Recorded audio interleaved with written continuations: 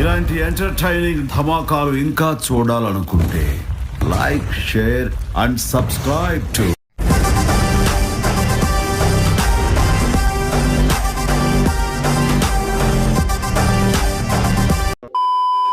నీకు 36,000, నీకు 36,000, నీకు 36,000 అని చంద్రబాబు నాయుడు బిర్యానీ పెడతానన్నాడు.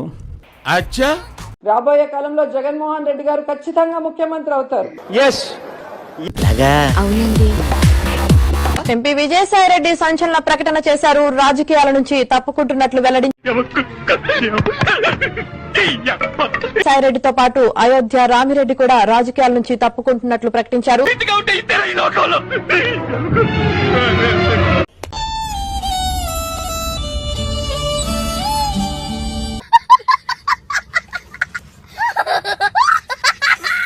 ఒకసారి ఓడిపోయాం, బాధ ఉంది. ఎందుకు? సరే, జగన్మోహన్ రెడ్డి గారి నాయకత్వం మీద నమ్మకం ఉంది. ఎవరు పోతాం? ఏదో తేడాగా ఉంది. యాషిమీర్ లీడర్ పోతా ఉన్నాడు. ఏమవుతుంది?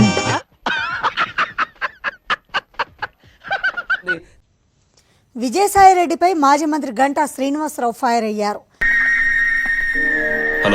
5 ఏళ్ల పాటు విధ్వంసానికి కేర్ ఆఫ్ అడ్రస్ గా విజయసాయిరెడ్డి మారారన్నారు.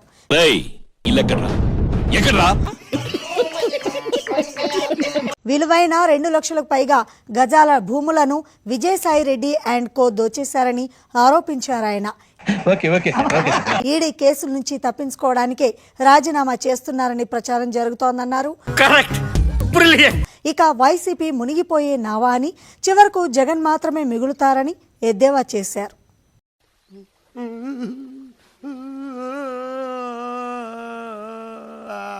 ఎక్కడ ప్రభుత్వ భూమి ఉన్నా లేదు, కొంచెం ప్రైవేటు భూములు ప్రైమ్ ప్రాపర్టీస్ ఉన్నా ఏదో తేడాగా ఉందేంటి?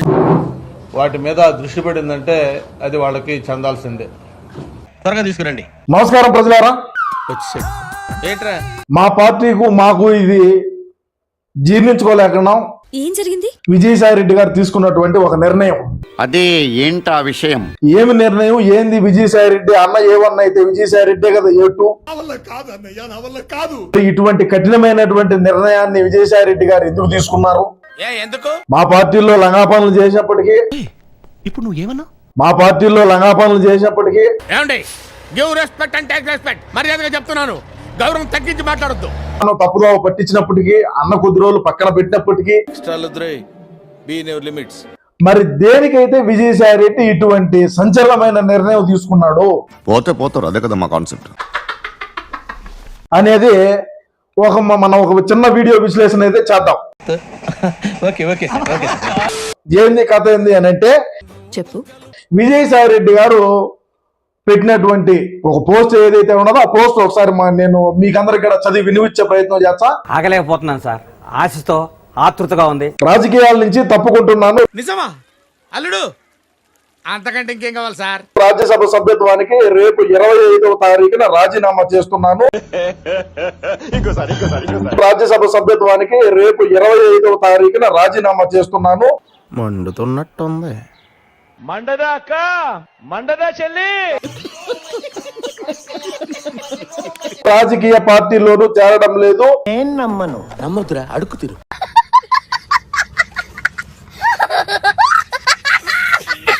వేరే పదవుల్లో ప్రయోజనాలకో లేక డబ్బులో ఆశించి రాజీనామా చేయడం లేదు.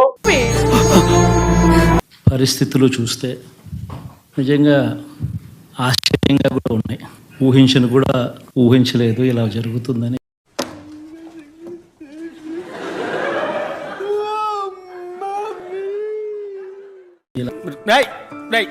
ఏంటిది? నేనున్నాను రా. ఏంటిది చిన్నపిల్లల ఏడుస్తా రా. ఈ నిర్ణయం పూర్తిగా నా వ్యక్తిగతం, ఎలాంటి ఒత్తిడి లేవు, ఎవరి ప్రభావం చేయలేదు. మహా దుర్మార్గులు అందరూ కలిసి మిమ్మల్ని ఈ స్థితికి తీసుకొచ్చి వదిలేశారు. ఇప్పుడు విజయసాయిరెడ్డి గారికి ఎందుకు వచ్చింది ఇంత కఠినమైనటువంటి ఆలోచన? కర్మ పెద్దనాన్న కర్మ. అందులో భాగంగా చూసుకుంటే ఈ రోజు నువ్వేమో రాజకీయాల నుంచి తప్పుకున్నాను భయమా? అన్నయ్య 16 నెలలు జైల్లో ఉన్నాడు. ఇప్పుడు ఏమనగా అన్న రేపో మాపో పోతే ఇవ్వడు పోతాడు అన్నకు తోడుగా. మరి కేసులకు భయమా? అన్నయ్య 16 నెలలు జైల్లో ఉన్నాడు. ఇప్పుడు ఏమనగా అన్న రేపో మాపో పోతే ఎవడు పోతాడు అన్నకు తోడుగా?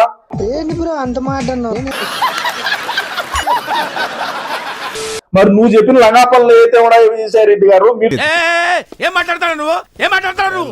Give respect and take respect. చెప్పిన అవులే మాటలు మీరు చెప్పిన లంగాపల్లే కదా అన్న, ఇని అన్న చేసినాడు. మరి ఈ రోజు అన్నను నడివేట్లో ముంచిపోతారే. అసలు నా గురించి ఏమనుకుంటున్నారా మీరు? జనానికంటే పిచ్చెక్కేది అనుకోవచ్చు. ఇన్నేళ్లు నాతో తిరిగి నా గురించి ఇదేనా మీరు తెలుసుకుంది? 11 మంది ఉన్నారు. 11 మందిలో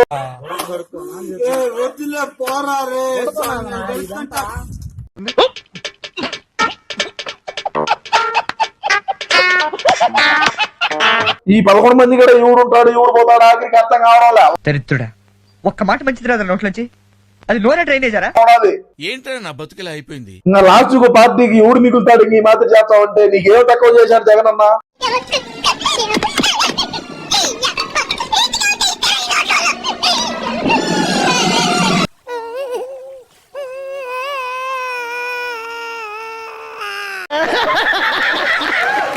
బ్రహ్మాండంగా విజాగలో బ్రహ్మాండంగా భూ కబ్జాలు చేసుకుంటూ అవినీతి చేసి అక్రమాలు చేసి భూ కబ్జాలు చేసి కమ్ములు పత్రబాబు చెప్ప సరే అన్న నిన్ను దాంట్లో వాటా అడిగినాడా? లేదు అన్న ఏమన్నా నువ్వు చేసుకోవద్దు, నువ్వు తప్పుడు పనులు చేస్తున్నావు, తప్పుడు నిర్ణయాలు ఇస్తున్నావు, నాకు ఈద్దని ఏమన్నా చెప్పినాడా?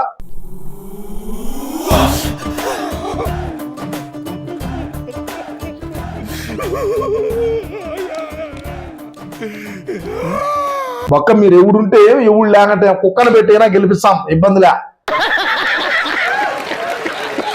నేను రాజకీయాలకి కంప్లీట్ గా స్వస్తి పలుకుతున్నాను. ఎవరి ఎవరి బలవంతంతో అన్నారా మూర్తి గారు? అదేనా ఆయన అన్నది? బలవంతంతో నేను ఈ నిర్ణయం తీసుకోలేదు అన్నాడు. ఎవరు అడిగారు మూర్తి గారు? ఎవడు అడిగాడ్రా నిన్ను? ఎవడు అడిగాడ్రా? బలవంతం చేశారా చేయలేదా అని ఎవరన్నా అడిగారా?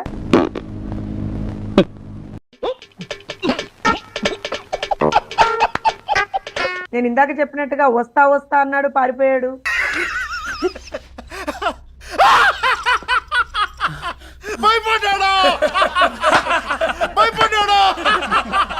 ఇప్పుడేమో ఎందుకు వెళ్తున్నాడో తెలియదు. ఇది నా నిర్ణయం వ్యక్తిగతం అన్నాడు.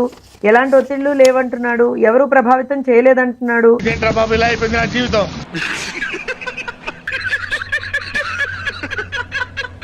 కాకపోతే ఈ మొత్తం లేఖలో వైఎస్ విజయమ్మ గారి పేరెందుకు లేదా అని అప్పటి నుంచి ఆలోచిస్తున్నా. అంటే అది